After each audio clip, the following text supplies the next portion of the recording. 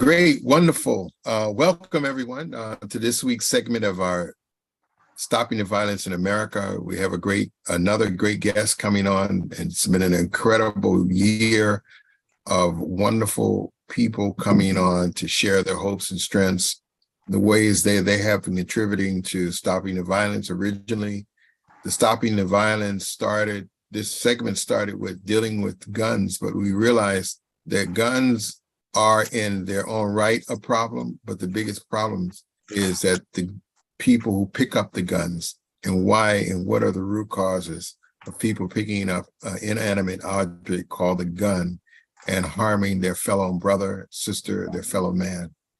And today we have the pleasure, always is the greatest pleasure, to have one of our law enforcement men and women to come on and share how they have contributed to the reduction of crime, but most important, that they know the avenue of reducing the reduction of crimes is their involvement and engagement with the community. And we have so many entities out there trying to divide the community, divide us as a society between the greater community and our law enforcement. So we have our Sergeant Monte Corbett with us, and he's also a chaplain. Monte Corbett graduated from Union County, Kentucky High School, then from Eastern Kentucky University with a BS in police administration. He serves as a parole officer in Lexington, Kentucky before joining WPD in 2013. He currently has a 17 years of law enforcement service. Corbett focused on the community outreach and engagement efforts for the department. He also works with the Recovery Center, formerly ART, and the Clark County Health Department on law enforcement's assisted program, LEAP initiative, and an incarceration deflection program offering alternatives for low-level offenders in need of mental health treatments, housing, Medicare, or treatment from substance use disorders. Corbett wants the community Corbett wants the community he serves to know that police officers are what? They are normal people. We are not Superman. We are not Superman. We experience pain. We have feelings. We hurt. We are just trying to perform a service and take care of our friends and our neighbors. We have also lost families, friends to addiction, overdose, suicide, or crime. Some of us have been victims of domestic violence, abuse, and neglected in our own lives. Many of our officers in WPD have served their country in war and came back to serve their community. We work in a profession that is the thin line between order and chaos. We see the worst that humanity has to offer, so you don't have to. We leave our families to protect yours, even when some may hate us simply because we wear a badge which represents order among disorder. It represents law in the midst of lawlessness. It represents sacrifice and service. We sacrifice ourselves to serve others. Without any further ado, our dear, as a beautiful, by the way, that was very beautiful. It was poetic, so touch your heart. Thank you so much. And we have our Winchester Police Department Sergeant and Chaplain who promotes community engagement to curb crime and violence, none other than Sergeant Chaplain Monte Corbett. Welcome to our program. We look forward to hearing your hopes and strengths. Thank you, Reverend Oliver, for that introduction, and thank you to everyone who is here today to join me. I work in Winchester, Kentucky. It is a suburb of Lexington, Kentucky, about 15 minutes east of Lexington. We have a population of about 19,000 in the city, 34,000 in the county, with a size of about 9 square miles that we are responsible for. We have 35 sworn officers that work here in Winchester. I have 17 years in law enforcement service, as was mentioned previously. The last year, we have been getting engaged with what's called the Law Enforcement Assisted Programming Initiative. The acronym for that is LEAP, LEAP, in conjunction with the Recovery Community Center here in Winchester, which is part of our Clark County Health Department. In that program, we're trying to do what's called a deflection instead of a diversion program, which a lot of you may be familiar with. There was a program out of Seattle called LEAD, which was a law enforcement assisted diversion. That was going to be post-conviction. That's something that happens after the individual has already been through the court procedure. What we want to do is deflect from even going into jail in the first place for a lot of our low-level offenders. And what I like to try to tell people is, in this age where you have people criticizing soft on crime, slapping you on the hand and letting you get away with something, that's not what's happening here. Individuals that still need to be incarcerated for serious offenses are still going into custody. These are for those quote unquote victimless crimes, the ones where the individuals are doing something that harms themselves, but not necessarily someone else.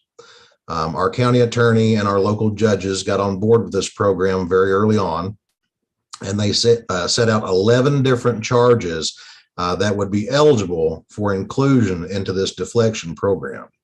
And they are offenses such as public intoxication or alcohol intoxication, misdemeanor shoplifting, criminal trespass, a lot of the offenses that you would see someone with substance use disorder, mental health disorder, someone experiencing homelessness, someone that is unmedicated, these other barriers that they have that has been putting them into custody for the last 5, 10, 15 years of their life and never have been addressed. And we understand that we can't incarcerate the problem. You've probably heard that many times. You cannot keep putting somebody in jail and thinking that that's going to solve it. We have to get down to the root of the issue as to why they are going into jail. And it's not because we're being hard on an individual. We have laws on the books. We have officers that believe that you put those individuals in jail because that's our job and that's what we do. Well, we're trying to shift out of that way of thinking with our department, and a lot of agencies nationwide are starting to see, again, you can't incarcerate this problem. So what is going on with these individuals that we need to try to help them with, that we can do with a lot of our community partnerships and our agencies that are here to support us as we are there to support them. So, where did all this go wrong? Where did all this start? What's the root cause? Well, it could be many things. Now there's one thing that a sergeant of mine in my history told me, that he had over 45 years of law enforcement service. He was chief of police for 18 years before retiring and then coming back as a patrolman because he still wanted to serve his community. But he told me that when he was a young man, he thought it went wrong after World War II with the advent of television. And hang with me for just a second while I try to explain his rationale. Before 1947, there's only a few thousand TVs in American homes. And then in 1952, just 5 years later, that number jumped to 12 million. And then by 1955, just another 3 years after that, half of American homes had a television set. Well, he lived through that era. He was a young man. And he said when the TV came into the home, the family left the dinner table and they sat in front of the television and they watched the program and they stopped talking to one another. They stopped having those conversations about how was your day and what did you do and are you having problems and are you having trouble? They were still together, but they were very far apart. You see today with cell phones and social media and internet and insert whatever you want into here's something else that's driving us away. here's something else that we're focusing our attention on rather than what we need to be doing to try to pull people together.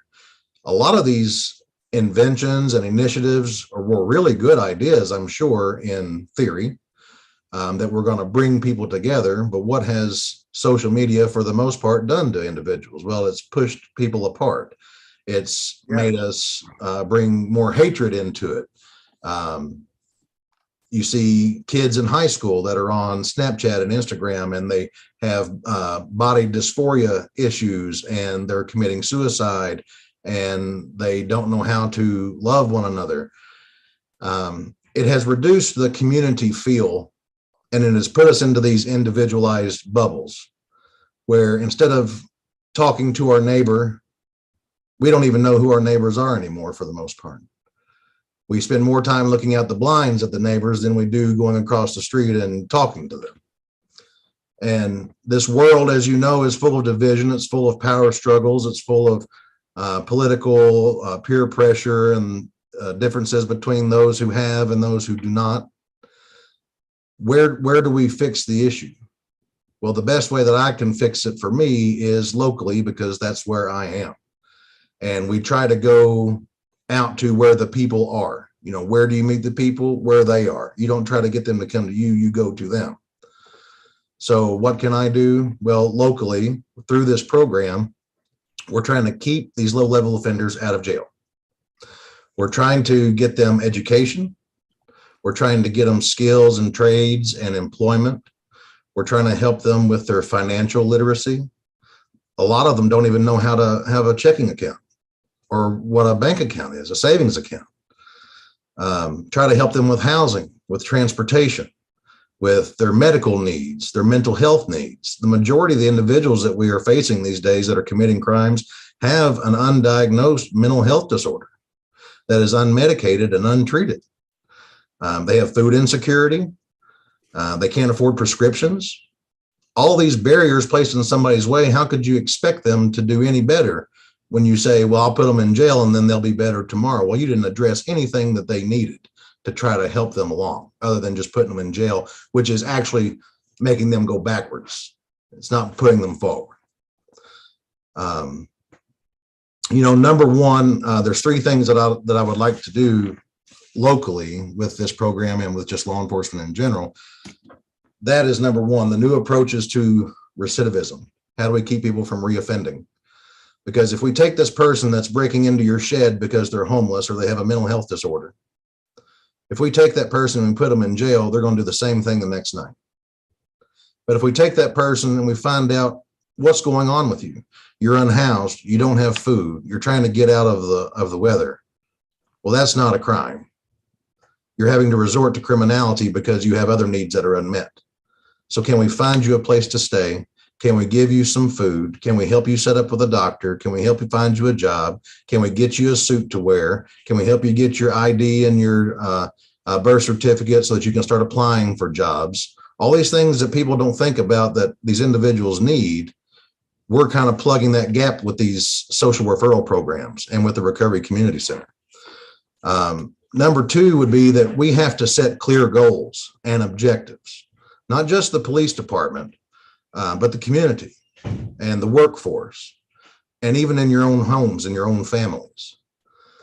It's not the police's job, and it's not the job of City Hall, and it's not the job of individuals. It's all of our collective job to try to get together to make sure that we can help every possible person that we can. I'm sure you've heard, you know, it takes a village to raise a child. That's a well-known proverb.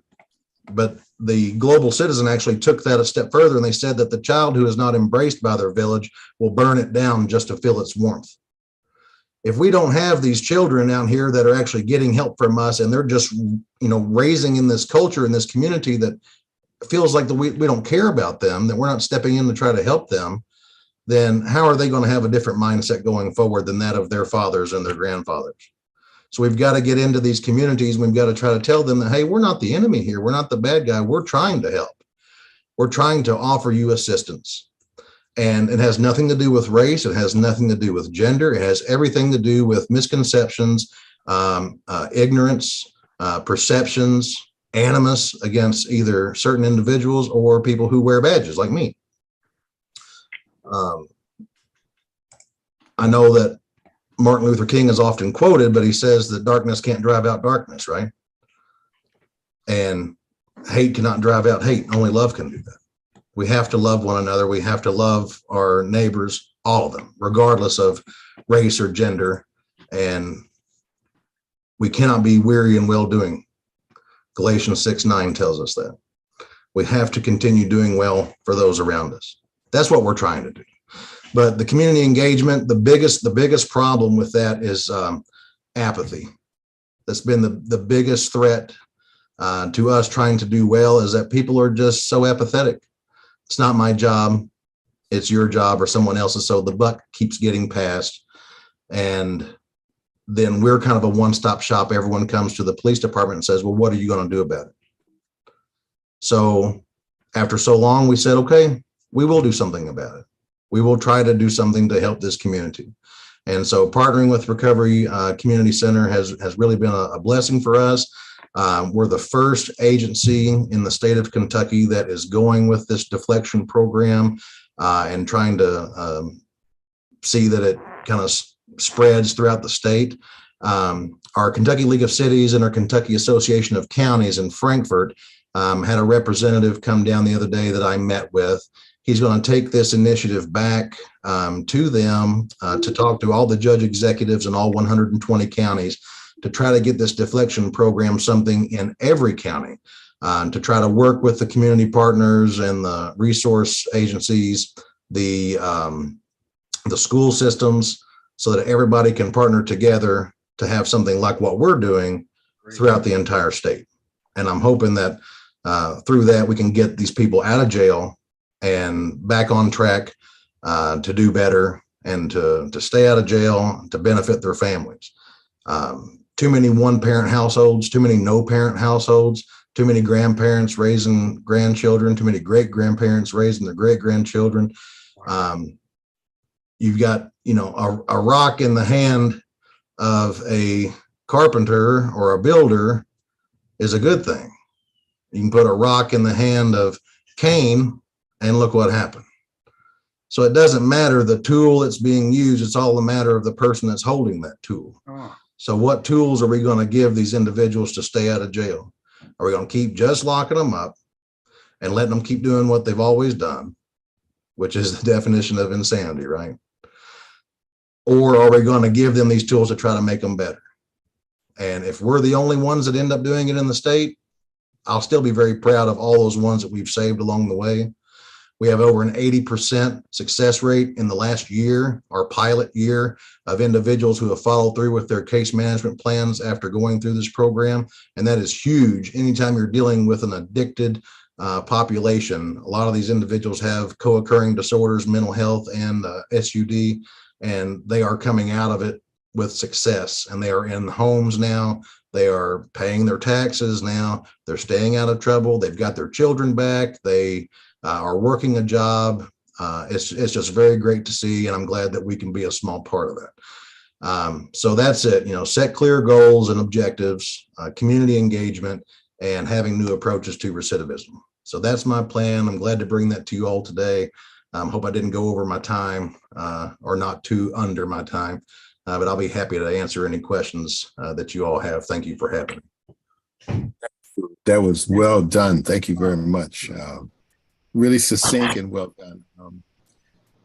You reminded me, I might be a little older than you, but in the 60s, as you gave that analogy about the TV, it was a great analogy, coming into homes after the 50s and as soon as television. But I remember during that time, it was an introduction to dinner trays, if you remember. Everybody had a dinner trays, a set of 4, sitting somewhere in your living room, in your dining room, and that was the theme of that era. And so you entertain with them, but they were called dinner trays. So that means that the family would get the trays, set their food, and watch the news or watch the program while they're eating. that was that new introduction. You reminded me of that. So, yeah, I totally agree with you on, I'm glad you brought up that whole theory of point about apathy. Apathy is the number one offender. And I realized too, in the world arena, when you see atrocities are happening to other people and in other countries, it's because there's an apathetic persons or governments or neighbors that are around that are not doing anything and just letting it by. So apathy is a really dangerous thing. And I'm glad you brought that into the picture to say, no, we can't turn a blind eye. We can't say that someone else will do it. I'm sorry that happened. But we will ourselves become, active in helping to reduce the problem. And you're so right that we have to look at the root cause.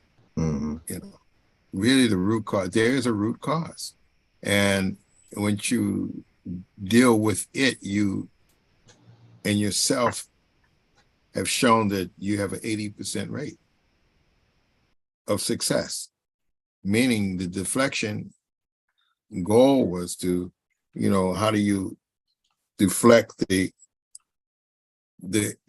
issues or the problems before they get out of hand, so that you can help those people deal with those things that many times have not been dealt with. And this is why you have recidivism, you have all of those other things. And I'm going to say it 3 times, and once I say it 3 times, then it's mine.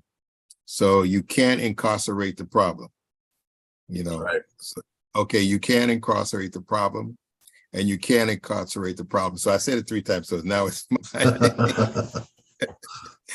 So I really love that statement. Thank you very much. We have a wonderful audience out here, of course, live, but also here on the Zoom. With anyone to have any questions or statements to make, please welcome and come to the stage. While everybody's gathering their thoughts, I just wanted to thank you and say hello and thank you for coming and joining us. This is Nadia in Minnesota. I love that you copied something from Seattle, because we hear so many bad things about Seattle. So I'm so glad to hear something good. Oh, yes. Wow. A few weeks ago, we had an incredible man, Reverend Dr. Jim Bostic from Yonkers. And this man, he's unbelievable, the bite out of crime that he took. The most shocking thing he said, to his wife's chagrin, he decided to gather all the leaders of the gangs together with him. They've all got guns, but he doesn't, and he's meeting them at, middle of the night, out in the middle of nowhere. But what he found through that meeting, I mean, his bravery was just unbelievable. And all of you are so brave. Thank you for your courage. What he found was he talked to them. And one thing is, they were all fathers. They were all, and what they really needed was gainful employment. Drug dealers want gainful employment. That doesn't sound right. We don't think that way, but, they get sick of looking over their shoulder, wondering if that's going to be their last day on this earth. So I was really happy to hear that that's one of the things that you're addressing, is getting employment for people. And another thing that I really, really liked about what you said is people working together, because you're working with, many different agencies to get all this stuff done. So just thank you very, very much. Keep doing what you're doing. We're praying for you for sure. And God bless you. Thank you. Yeah, thank you, Nadia, for that as well. The floor is open. You guys want to say something? Oh, Barbara? And I don't know if Son wanted to. Can you hear me? Yes, thank you. Welcome, Barbara. Thank you. I just got here. Well, not just at the beginning of the program, but I just came from out. Thank you very much for your presentation. Let's see. Inspector Corbett, how do we address you? Sergeant, or you can call me Monty. It's fine. thank you for reminding us of the importance of the family. And the statistics you quoted, actually, that's one of the things that attracted me. And I would like to know where I can get the information on the statistics, because I am getting ready to host a celebration of the family program. And I don't think that people are aware of the disintegration and how much TV has influenced. And even if they are aware of it, what can they do to change that? So I would appreciate knowing where I could get the statistics to incorporate that into my welcome to the program, because we are going to be celebrating family, and it's the main solution to our problems, all of our problems in our society. If you would like to put your email address in the chat, I can get that to you afterward. Definitely, I will do that, and thanks again. You're welcome. Thank you. You know, it's something else that you said about the social media. And we had Reverend Bostic. I had a long conversation with him yesterday. Outstanding. We have to get all these people together, have a wonderful dialogue. We had another person, Reverend Jackson. He went over how the social media and these gaming these kids are engaged in are contributing to violent behavior, because those social media platforms, those games are very violent in nature. And but one of the things, and almost the kids become antisocial. And I remember even with the television, at least we watched the program, we kind of stopped, the family engagement, like we used to sit around at the dinner table, have a wonderful family discussion, and then we start watching TV. But one thing we did was to, after TV, at least you went outside and play or something, with your friends. You watch Wild Wild West.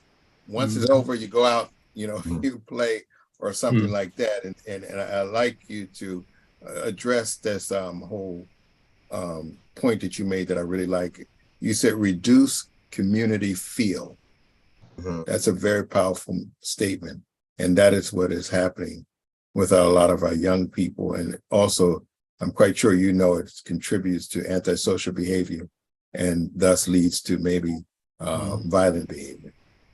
Well, I think it boils down to, if you have that lack of family in the home, then you don't have the direction. It's something else leading them. It's their peers, or it is the television, or it is the music, or it is the video game. So if you have, absent fathers, it's not always fathers, but typically absent fathers from the home, the single mother is now working 2 or 3 jobs to try to support. So she can't be there to take the phone out of your hand or to turn the TV off and to make you go outside.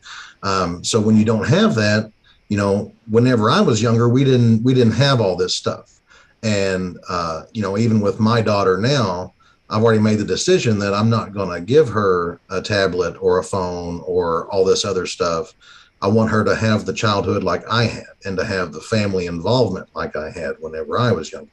You need more people making those decisions. You have to try to get that home life back to where it used to be. I don't know how we do that.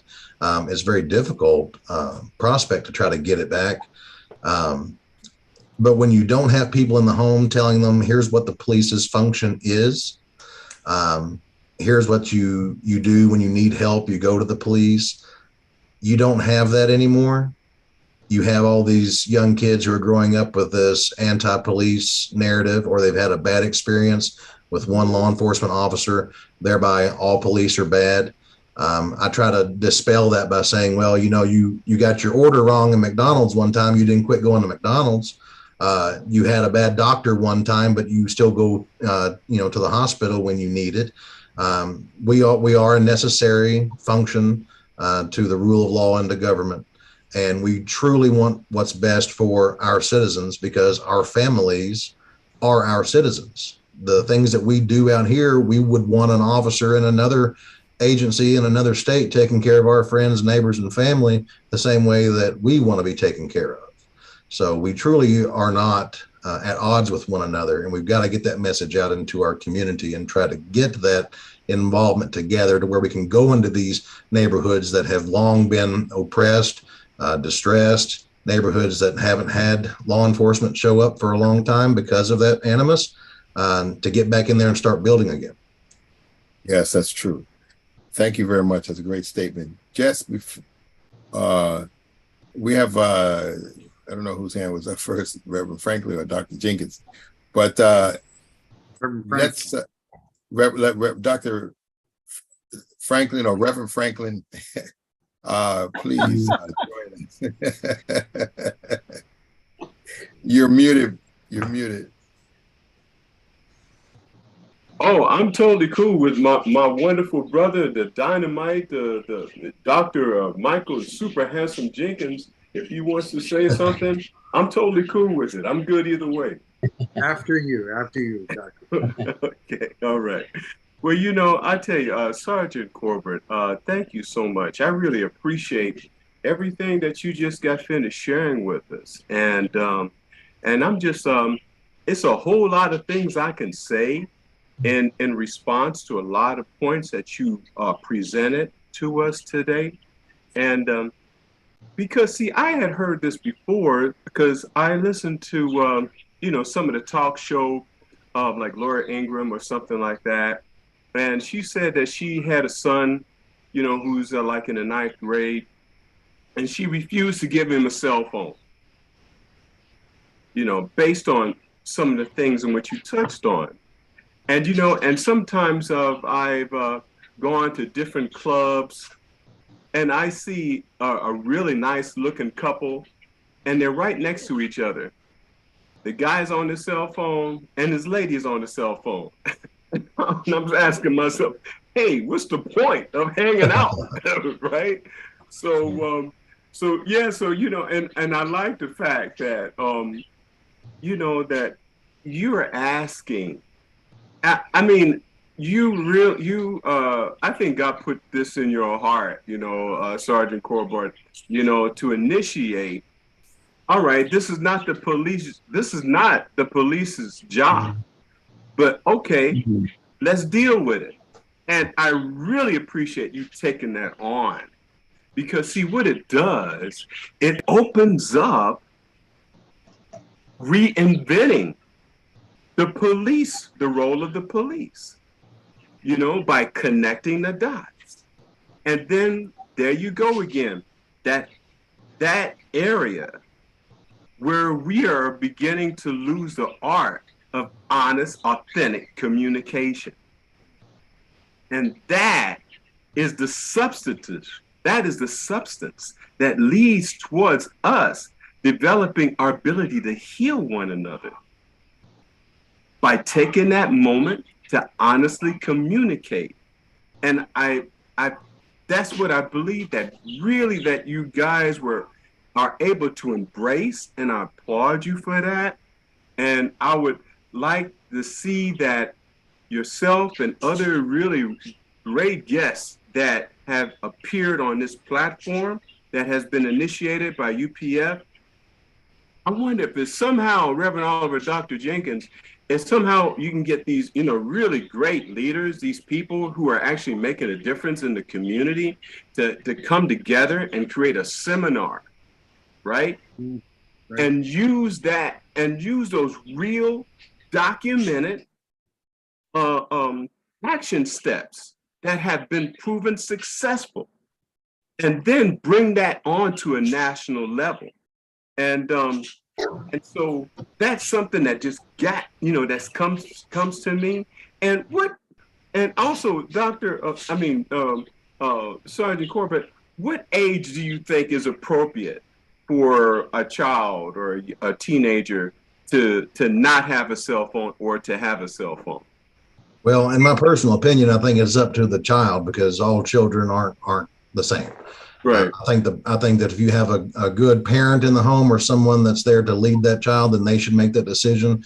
Personally, for me, I think that my daughter will not have a cell phone until she's driving for safety reasons. But if she ever takes that out in school and gets in trouble with it, then it's going to be mine. Right. I hear you. Thank you.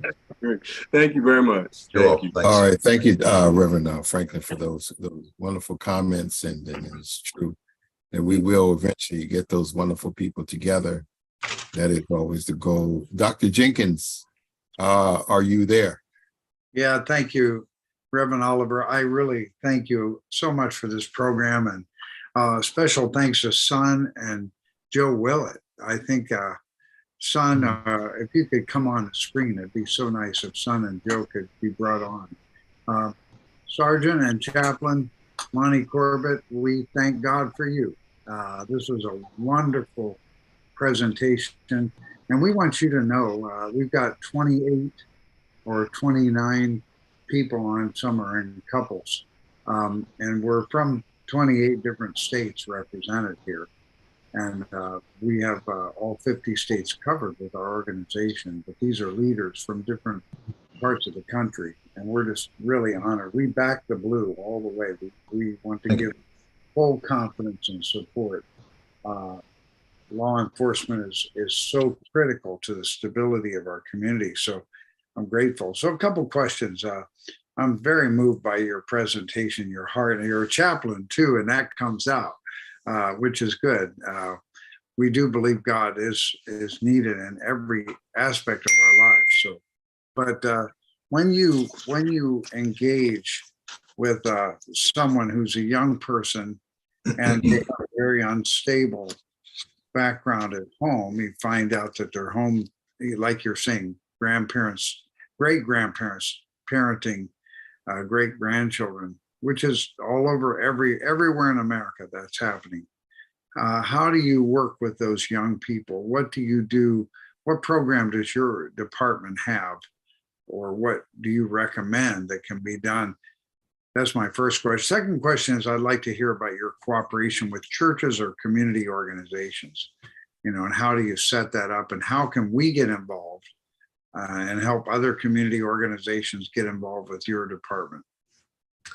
Well, to answer your first question about the young people that we have contact with, we have something here in Kentucky called a court designated worker program. It's through the administrative office of the courts and the justice system. Instead of, I'm sorry? That's very good. Instead of having someone go through the DCBS process with a social worker, maybe having to be removed from a home, we try to work with them to see if there's a way that we can keep them in the home, find some stability for them in the home, give some necessary education and training to the person that is in charge of that child. Yeah. We also have something very neat here through all of our schools and the Kentucky State Police called a Handle with Care initiative. And what we do whenever we go out to a home and there are children present where there has been law enforcement contact, whether or not a parent was arrested, whether the child was a victim of domestic violence or abuse, whatever the case may be, if we have interaction with a child, we fill out a form. It's just a very succinct one-page form with the child's name and that they had law enforcement contact. We don't go into the specifics of the contact, but we send that in to the school that the child attends, and it goes to the principal and it goes to the counselor. They'll disseminate that to the teachers for that child and just say, hey, this child had law enforcement contact last night, so handle them with care. That's why it's called the Handle with Care program. So if a child is falling asleep in class, it may not be because they're being disruptive or trying to, create a scene. They may have been up at 3 or 4 in the morning with a social worker and a police officer. So handle this child with care because they don't have any food in their home and the social worker had to remove them last night. So it could be for many different reasons, but we're reaching out to make sure that our children are taken care of. To your second point, the churches and community organizations, the Clark County Association of Churches, all the pastors are in this network together. Every church has a different place where people can go that are unhoused, where they're doing feeding 7 days a week. They're helping children along with the Clark County Board of Education for those children who do not have food during the summer and they're not getting it because they're not in school, to have feeding sites available for them. But these the churches are a wonderful resource and asset to us here with our law enforcement agency, and they have been for quite some time. One more question is, how is the prosecuting attorney in your area, without naming names, we're just, are you having some of the trouble that other cities are having, where the prosecutor's under some kind of a new experiment of being very, very lenient on theft and robbing Walgreens and that kind of thing? And we already see the results. Walgreens leaving those cities that do that. And it's terrible. But how is your community and the prosecutor working together? Well, we are a smaller conservative community. We have a pro-justice district attorney or county attorney, we call him here. He actually signed on to this LEAP initiative to allow some of these low-level offenses to be deflected before going to jail. But for those crimes where they still have to be held accountable, he is making sure that that happens. So again, this is not a soft on crime approach. It's just trying to get those who don't need to be in jail somewhere different. So there's a process. They're not just let off. They're actually guided. And that starts with us. When we run across someone, say they steal $40 worth of food from Walmart. Well, they're not stealing a big screen TV, they're stealing food. Well, why are they stealing food? Because they're hungry, because they're homeless. They don't have a job. They have medical and mental health issues. So we talk to them then and say, hey, why are you stealing this? What's going on in your life?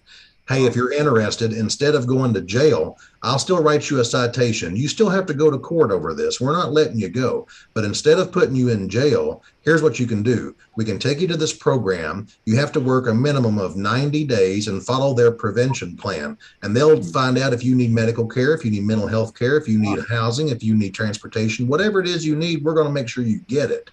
And what's important to know is that this 90-day program that they sign up for instead of going to jail is longer than what they would serve if they went to jail. Because the majority of these offenses, they would be out in a day or two and have to pay a fine.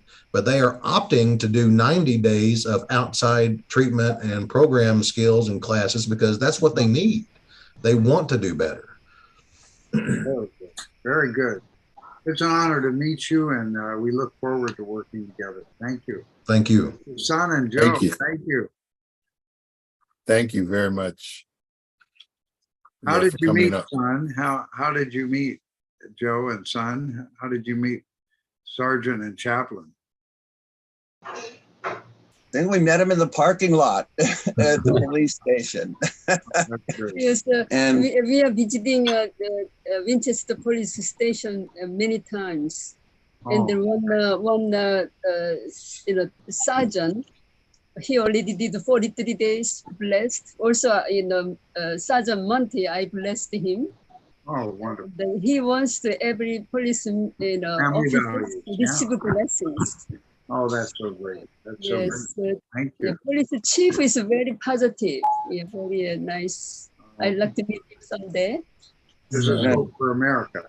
Yes, we want to thank you, Sergeant, for your service to your community and to the people, your family there in your community. Thank you. And it's really inspirational and very clear the goals that you all have. I hope this program can multiply not only in Kentucky, but on a national level where it's badly needed everywhere.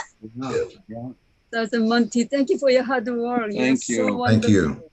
I'm Thank so you. happy All right, to thank meet you very much, everyone. Wow. I want to thank everyone who spoke so far. I want to thank Daryl Franklin for what he said. Thank you, Dr. Jenkins. Thank And you. we have two other hands up. I'd like to start with John O'Connor, and then after John O'Connor, Dr. Madeline Clark Alexander will come on. Welcome, John. Yeah, thank you. Thank you, Sergeant. I think your most important title to me is chaplain.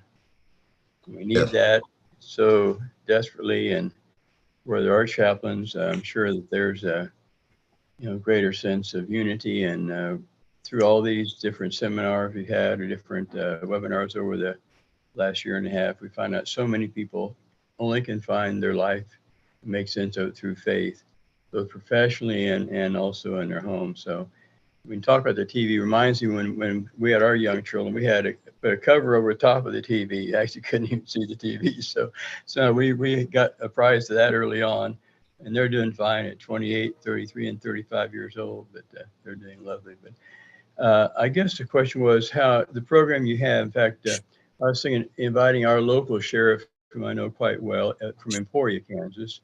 And he's been very successful, very popular. I don't know what kind of programs you have in terms of what you're doing, but I thought about having him come on. But is there any kind of pushback or difficulty in, say, making your program in a larger city or very large cities, or any kind of particular difficulty in funding or this sort of thing for your to apply your what you're doing to other places or not?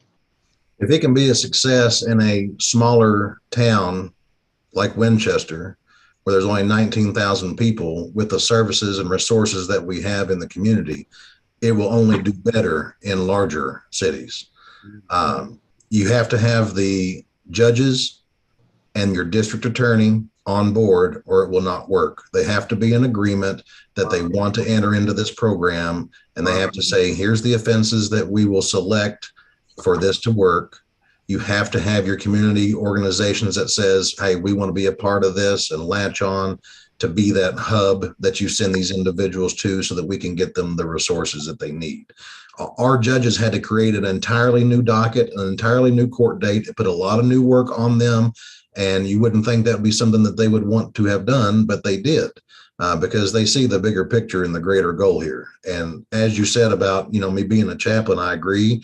That is probably the best thing that I do while I'm here, because in my mind, we are in that Romans chapter 1 and that 2 Timothy chapter 3 type of life right now in our world, in America, what it looks like. And it's hard for us to try to find anything that is of worth other than Jesus, in my opinion. I'm a follower of Christ, but I appreciate you recognizing that. And my best part of working here is being a chaplain. Yes, sir. We'll have to bring on a national conference there, right? Dr. Franklin and Dr. Jenkins, all these preachers and chaplains and officers are such wonderful people. Thank you. Yeah, thank God. Amen. Thank you. Thank you. John, Wow. how about Dr. Madeline? Yeah, greetings, everyone. Thank you, Reverend Oliver, for sharing your platform. Sergeant Corbett, as a servant of the police force, as a chaplain, as the priest of your home. That's where it starts, being the priest of your home. So I commend you for that. Though the one thing that really got my attention, I heard you say that if a person is caught, for instance, breaking into a shed, you don't just arrest them, but you want to know why they're breaking in the shed. Mm-hmm. And there's so many different elements that go along with that. And you guys are addressing that element. And for everything that's going on in this world today, from state to state, we have a lot of people that have mental health problems, and they're being placed in jail. And you're absolutely right. You can't jail the problem. You have to access the person and help them to get the help that's needed, whether it's mental health, whether it's employment, whether it's housing, to address those issues. So we do understand, and you've made it very clear to give us a greater level of understanding of the problems and a segue into how to solve them. So I also appreciate your collaboration. Your collaboration is phenomenal. When you can get the faith community, the law enforcement, the education system, mental health, all under an umbrella, then you can really be holistic in how you approach a situation. So with those elements working for you, and us taking responsibility, then I think we can really begin to change the trajectory of our youth. So absolutely. Thank you for coming on, and thank you so much for sharing with us. Thank you very much, Doctor. Thank you very much, always, for those excellent remarks. Yeah. Anyone else, as we're eventually coming to a close? One quick comment. Right. So he wants to share. Just one quick comment, if I may. To thank Dr. Corbin again and to say that he has embraced and expanded the saying, it takes a village to raise a child. So now we have gone beyond the family and you have created an extended family by embracing all the different organizations to help that individual in their need, whether it's food or work or mental health, whatever. Thank you again for that. Thank you. Thank you. Son Dr. Barbara, Willis. I put your email in there, Barbara, for Sergeant did? Corbett. Oh, thank you. Thank you. I put your email in the chat, Mosley Marks, Okay. US.upf.org. Wants to share. You go ahead. Sergeant Corbett, I hope we didn't break too many ordinances with all the posters in the county. I'm sure you're fine. If we did, I'll be happy to enter that program.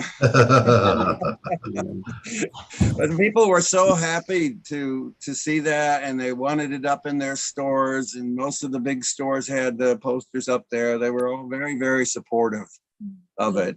So I think they really do appreciate your efforts. Thank you. Thank you again. Wow, great. So as we are coming to the close, Sergeant, Minister, Reverend Corbett, we really greatly appreciate not only what you're doing, but the spirit you have behind what you're doing. And that counts for a lot. You have to have it in your spirit to make it work and make it and do well and touch the 80% of the people that you have been able to touch and who went through those programs. It's all about care also. When we are not having those family moments that are so critical and our emotional health, we lack care, we lack love. And so we have to, in this, what you call this restoration or restoring ourselves back to some sort of health, even though it's not our families and the extended family like I see that you have done, and the way you have done it, people can feel care. And that is also very healthy and helps them to come out of those, the quagmire of where they were and extenuating circumstances. I want to really, really, really, really thank you for all that you have shared with us. We have a couple of minutes, but I would like to have you to share a few points in closing. Well, I want to thank you and thank your organization for having me today. I do appreciate that, and for everyone who attended. I just want to say, as in the bio that you read when we first started, we are simply people too. Just because we're the police doesn't mean that we're any different than you or anybody else that's listening to me today. The one thing I think that we all have in common is that we should do what is instructed of us by being our brother's keeper, by trying to help those that are around us, the ones who are unclothed, the ones who are hungry. We need to be that light and that salt for them, right? And to do justice, to love mercy, and to walk humbly with God. Micah 6:8 is one of my favorite passages, and my nephew is named Micah. I'm a police officer. I love seeking justice and doing mercy for those around me. I hope that it spreads out further than just my community. Again, thank you for having me, and thank you for everyone who's here today. Thank you very much for those great closing remarks. Let's give you an applaud for our law enforcement, our brother in blue who is there. I love that bio that you're there to serve, and that's where you want to be seen, not as just a police officer, but someone who's also a servant of the community, and that's very beautiful. Thank you so much. I want to thank everyone for coming, Dr. Jenkins and Dr. Reverend Franklin and Son Willett. We want to thank you and your husband for always out there reaching out and allowing God to use you to touch magnificent and bring magnificent people into this fold. Thank you so much. God bless everyone. And we will see you next week and our next program. And you're always Sergeant Corbett to welcome Yes. to join us, but we will like to, and it's true, I've always said that we have to eventually bring everyone together and create a national impact together. And I think that we can begin to solve a lot of problems. Thank you very much. Thank you. Excuse me, Reverend Oliver. Sergeant Corbett, could you give us those Bible verses again? I'd like to put them in the chat for everybody. Micah 6:8. And I know you had Romans 1. Well, I was actually quoting the entire chapter of Romans 1 and Yes. Second Timothy chapter 3. You read those, you'll start to see the type of culture that America is in my opinion, at this moment, and which is what is a great difficulty in trying to get us back to where I think that we need to be. But with God, all things are possible, so we can do it. Hey, they're in the chat now. We can really gain a lot from this wonderful time together with you. Thank you. Thank you. Thank you, Reverend Oliver. Thank you. Thank you. Thank you, Reverend. Great Brooks, for program. Yeah. putting it up. We can look those over. Sergeant Monty was he was a deacon of a church. Yes. Oh, amen. Oh, you Amen. can see God he's bless. living it. Thank you. Thank you all. Yes. Thank you, Thank you, everyone. Chaplain. See you next week. Thank you again. Thank you so much, Sergeant Monty. We see you Thank you, soon. everyone. Thank God you. bless Thank you, everyone. Thank you. Thank you. Hey, leave the screen on for a minute so people can get those Bible verses. Yeah. For a little longer. Micah 6:8, 2 Timothy 3, Romans 1. Wow. Got it. Thank you. Romans 1. Those are tremendous scriptures. Thank you, Reverend Oliver. Thanks, Dr. Jenkins. God bless. You're welcome. Thank you. Good night from Ambassador Sophia. Thank you, Dr. Jenkins. Thank you, Reverend Oliver. You're Thank you, everybody. welcome. God Yes, sir. bless. Yeah. Thank you. Okay, God bless, Dr. Doctor. Alexander. Okay. Yeah. Excellent. All right. There you go. Thanks to the chaplain to get it done, huh? All right, everyone. See you next week. Thank you, Nadia. Also, always. Yeah, Nadia's thank you, a Nadia. powerful force. Yeah. Awesome. Yeah. Yeah. Oh, And all right. EJ is behind the scene. Yes. Thank you, EJ. He had to step away, but anyway, Oh, I see. he got Okay. us connected. All right. How about next week? It's the day after the 4th of July. Are we going to have a program next week? Good question. Yeah, we'll have a program. Okay. Okay. All right. God bless everyone. Thank you. All right. Bye-bye. Adios. God bless Have- you. Thank you. You too, Nadia. Have a fabulous, fabulous week. Thank you. I'm going to the dentist. Ooh. Yeah. There you go. All right. Nice and stimulating situation. Yeah.